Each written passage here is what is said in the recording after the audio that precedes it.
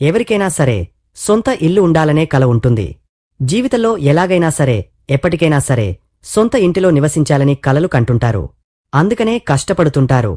అయితే ప్రస్తుతమున్న పరిస్థితుల్లో సొంత ఇంటిని నిర్మించుకోవాలంటే మాటలు కాదు. స్థలముంటే చాలదు, డబ్బు కావాలి. అందుకు ఎంతగానో కష్టపడాలి. ఆర్థిక స్థోమత ఉంటే ఓకే, లేదంటే బ్యాంకులు ఆర్థిక సంస్థల నుంచి రుణాలను తీసుకోవాలి. ఇక 120 గజాల స్థలంలో ఇంటిని నిర్మించేందుకు దాదాపుగా 17 లక్షల రూపాయల వరకు ఖర్చవుతుందని అంచనా వేయవచ్చు.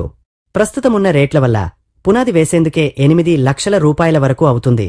ఇసుక, స్టీల్, సిమెంట్ వంటివి చాలా ఖరీదు అయ్యాయి. అందువల్ల ఇంటి నిర్మాణానికి చాలా ఖర్చు అవుతుంది.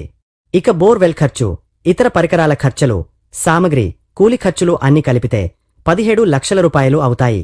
కాని ఇసుక, స్టీల్, సిమెంట్ వంటి వాటిని ఫ్యాక్టరీ నుంచి తెచ్చుకుంటే 4 లక్షల రూపాయల వరకు ఆదా చేయవచ్చు. దీంతో ఖర్చు 13 లక్షల రూపాయలు అవుతుంది. వివిధ సామగ్రిపై ఇంకో 1 లక్ష రూపాయలు ఆదా చేయగలిగితే 12 లక్షల రూపాయలతో ఇల్లు నిర్మాణమవుతుంది. ప్రస్తుతం చాలా బ్యాంకులు ఇంటి లోన్లను సులభంగానే అందిస్తున్నాయి. సిబిల్ స్కోరుతో పాటు స్థిరమైన ఆదాయముంటే ఇంటి రుణం పొందడం తేలికే. ఇంటి రుణం కోసం ఒకరికన్నా ఎక్కువ మంది జాయింట్గా దరఖాస్తు చేస్తే రుణం వచ్చేందుకు ఇంకా ఎక్కువ అవకాశాలుంటాయి. సాధారణంగా లోన్ ఇచ్చేవారు మొత్తం ఇంటి నిర్మాణానికి అయ్యే వ్యయంలో 85% మేర లోన్గా ఇస్తారు.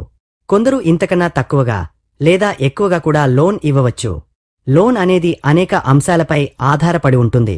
12 లక్షల రూపాయలు ఇంటికి అవుతాయనుకుంటే అందులో 85% అంటే 10,20,000 రూపాయల వరకు లోన్ వస్తుందని భావించవచ్చు.